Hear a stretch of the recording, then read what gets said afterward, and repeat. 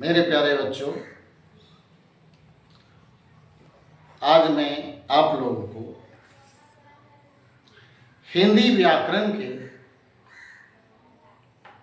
बहुत ही महत्वपूर्ण पाठ वर्ब यानी महत्वपूर्ण पाठ क्रिया के बारे में बताने जा रहा हूं, जिसे वर्ब भी कहते हैं।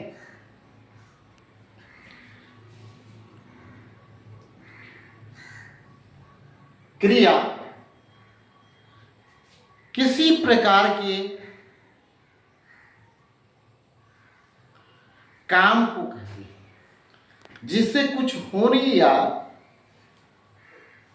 करने का बोध होने या करने का बोध कराने वाला शब्द ही क्रिया कहलाता है। क्रिया की वैसे तो कई प्रकार है, परंतु मुख्य रूप से दो भागों में बांटा गया है। एक है प्रधान क्रिया और दूसरा है सहायक क्रिया।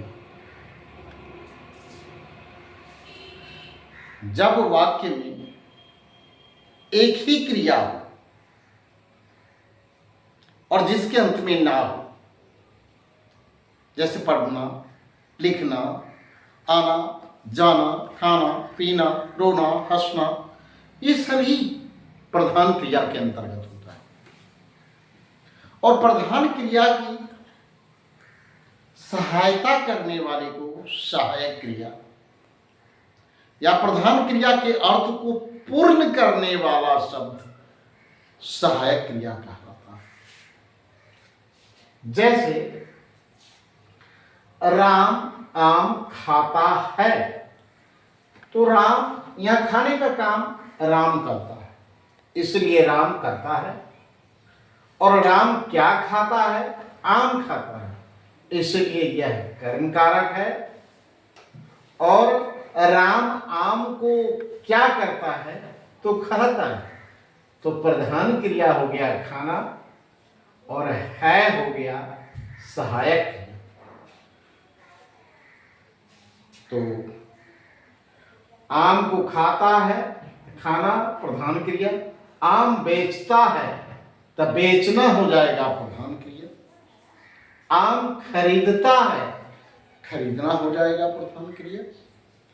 इस तरह से हम देखते हैं कि प्रधान क्रिया और सहायक क्रिया ये दोनों मिलकर के वाक्य को एक पूर्ण रूप देता है। प्रधान क्रिया को दो भागों में बांटा गया है, सकर्मक क्रिया और अकर्मक क्रिया। जिस क्रिया के साथ कर्म हो अथवा होने की संभावना हो उसे सहायक क्रिया कहती है, उसे सकर्मक क्रिया कहती है। और जिस क्रिया के साथ कर्म ना हो और न होने की संभावना हो उसे अकर्मक क्रिया कहती है। जैसे पढ़ना, तो पढ़ना सकर्मक क्रिया है, आना जाना अकर्मक क्रिया है। तो हम कैसे समझेंगे कि अकर्मक क्रिया है? तो इसे हम दो शब्दों से सवाल करेंगे। एक है क्या और दूसरा है किसको।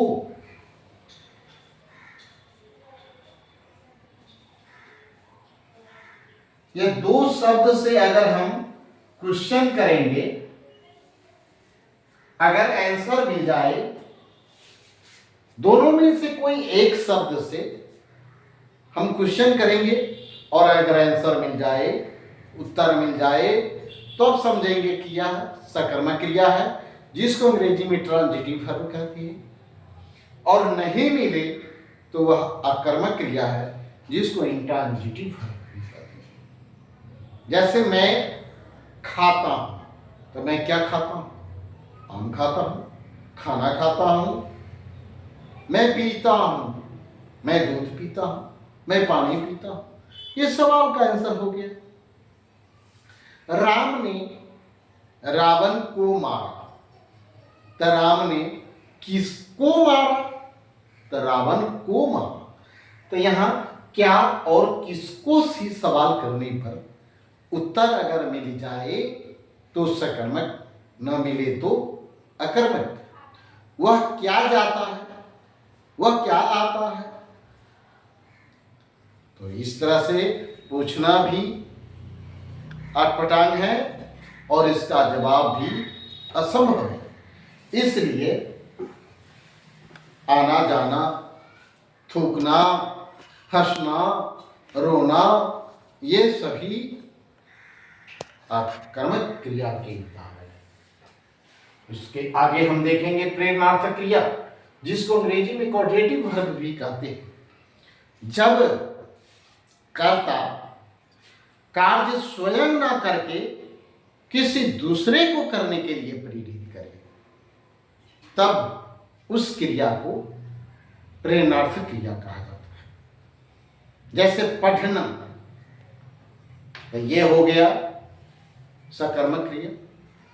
लेकिन पढ़वाना, पढ़ाना, तो यह हो गया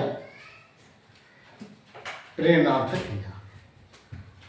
काटना से कटवाना,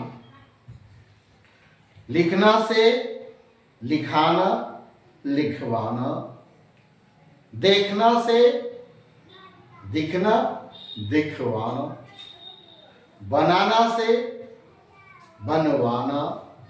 इस तरह से देखते हैं हम प्रेरणार्थक क्रिया कि कर्ता स्वयं कार्य नहीं करके किसी दूसरे से करवाता है, तब उस क्रिया को कहते हैं प्रेरणार्थक क्रिया।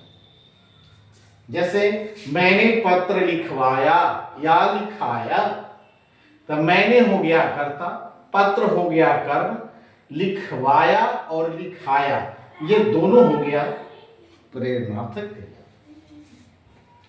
उसके बाद है पूर्वकालिक क्रिया।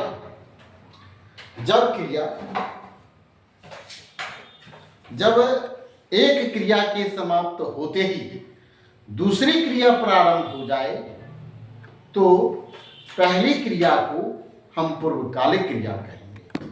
जैसे पढ़कर, खाकर, नहाकर, जाकर, यानी कौर शब्द आना जाना, खाना पीना, रोना, हंसना, खेलना, कूदना, इसमें अगर कर लगा देते हैं तब पूर्वकालिक क्रिया बन जाता है।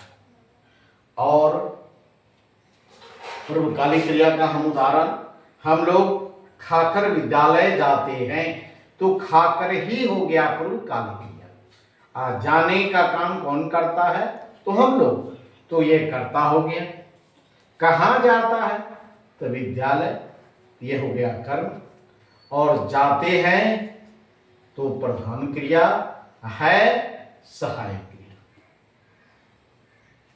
वह मुझे अंग्रेजी पढ़ाता है, वह हो गया कर्ता, मुझे हो गया कर्म, अंग्रेजी भी हो गया कर्म। इसको कहते हैं द्विकर्मक। जिसमें दो कर्म हो उसको कहते हैं द्विकर्मक। और पढ़ाता है, तो पढ़ाना हो गया पढ़ाना हो गया प्रेरणार्थक क्रिया या पूर्व प्रधान क्रिया, और है हो गया सहायक क्रिया। वह कर्ता, मुझे कर्म, अंग्रेजी कर्म, पढ़ाता प्रधान क्रिया, है सहायक क्रिया। अगर इसी में रहता कि पढ़वाता है, तब पढ़वाना हो जाएगा प्रेरणार्थक क्रिया। इस तरह से हम देखते हैं कि क्रिया को हम आसानी से समझ सकते हैं। एक बार विभाजित कर देते हैं। क्रिया उस शब्द को कहते हैं जिससे कुछ होने या करने का बोध होता है। क्रिया के दो भेद होते हैं, सकर्मक प्रधान क्रिया और सहायक क्रिया। प्रधान क्रिया के भी दो भेद होते हैं, सकर्मक क्रिया और अकर्मक क्रिया। जिस क्रिया के साथ कर्म रहता है या होने की संभावना होती है उसे सकर्मक क्रिया, और जिस क्रिया के साथ कर्म ना हो और ना होने की संभावना हो उसे अकर्मक क्रिया कहते हैं। प्रेरणार्थक क्रिया, जब कर्ता स्वयं कार्य न करके किसी दूसरे को करने के लिए प्रेरित करता है तब वह प्रेरणार्थक क्रिया कहलाता है। पूर्वकालिक क्रिया, जब एक क्रिया समाप्त होते ही दूसरी क्रिया प्रारंभ हो जाए तो पहली क्रिया को पूर्वकालिक क्रिया कहते हैं। जैसे राम आम खाता है, राम कर्ता, आम कर्म, खाता है प्रधान क्रिया और है हो गया सहायक क्रिया। मैंने पत्र लिखवाया, मैंने कर्ता, पत्र कर्म और लिखवाना पढ़वाना ये सभी होता है प्रेरणार्थक क्रिया, क्योंकि मैंने खुद नहीं लिखा, किसी दूसरे से लिखवाया। हम लोग खाकर विद्यालय जाते हैं, हम लोग कर्ता, खाकर आकर जाकर पढ़कर, ये सभी पूर्वकालिक क्रिया होता है। इसीलिए खाकर हो गया पूर्वकालिक क्रिया, विद्यालय कर्म, जाते हैं प्रधान क्रिया और है हो गया सहायक क्रिया। वह मुझे अंग्रेजी पढ़ाता है, वह हो गया कर्ता, मुझे और अंग्रेजी दोनों कर्म है, इसीलिए इसको कहेंगे द्विकर्मक। जिस क्रिया के साथ दो कर्म हो उसको कहते हैं द्विकर्मक। इन्हीं बातों के साथ आज की इस वीडियो को विराम देते हैं।